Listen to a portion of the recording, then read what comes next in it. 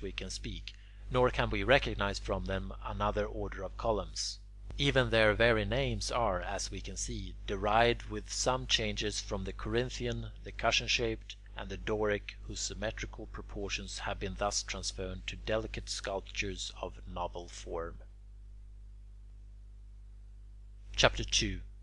The ornaments of the orders. 1. Since the origin and invention of the orders of columns have been described above, I think it not out of place to speak in the same way about their ornaments, showing how these arose and from what original elements they were devised. The upper parts of all buildings contain timberwork, to which various terms are applied, and not only in its terminology but actually in its uses it exhibits variety. The main beams are those which are laid upon columns, pilasters, and antae. Tie beams and rafters are found in the framing. Under the roof, if the span is pretty large, are the crossbeams and struts; if it is of moderate extent, only the ridgepole, with the principal rafters extending to the outer edge of the eaves.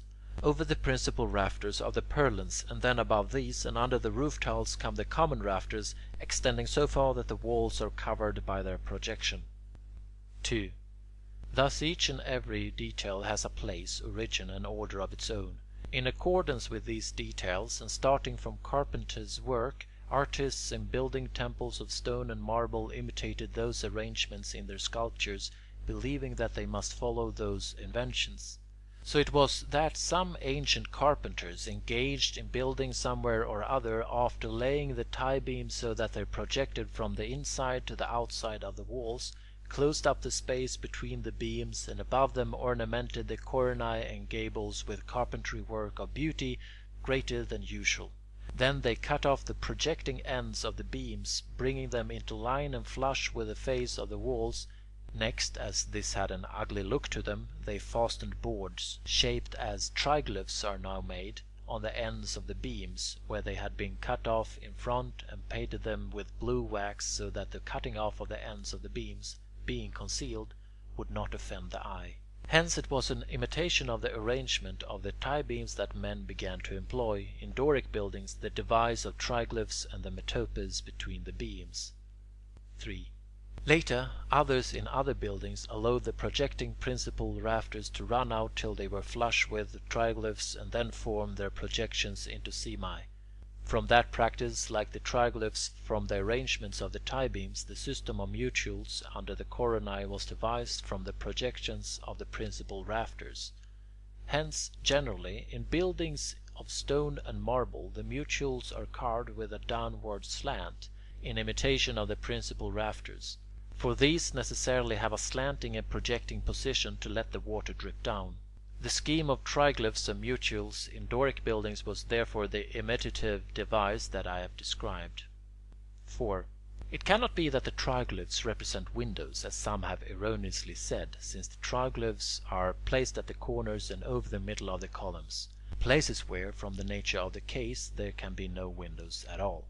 For buildings are wholly disconnected at the corners if openings for windows are left at those points.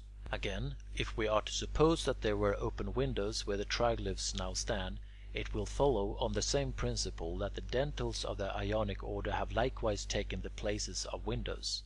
For the term metope is used of the intervals between dentils as well as of those between triglyphs. The Greeks called the seats of tie beams and rafters opai, while our people call these cavities columbaria, dovecotes. Hence the space between the tie beams, being the space between two opai, was named by them metope.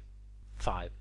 The system of triglyphs and mutules was invented for the Doric order, and similarly the scheme of dentils belonging to the Ionic, in which there are proper grounds for its use in buildings. Just as mutules represent the projection of the principal rafters, so dentils in the Ionic are an imitation of the projections of the common rafters. And so in Greek works nobody ever put dentils under mutules, as it is impossible that common rafters should be underneath principal rafters.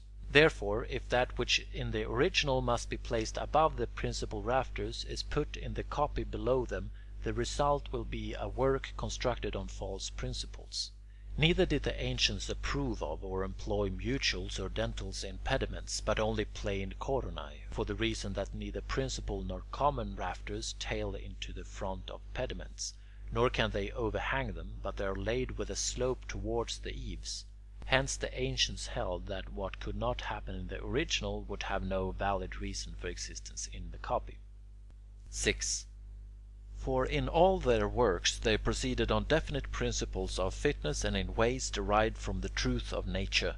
Thus they reached perfection, approving only those things which, if challenged, can be explained on grounds of the truth.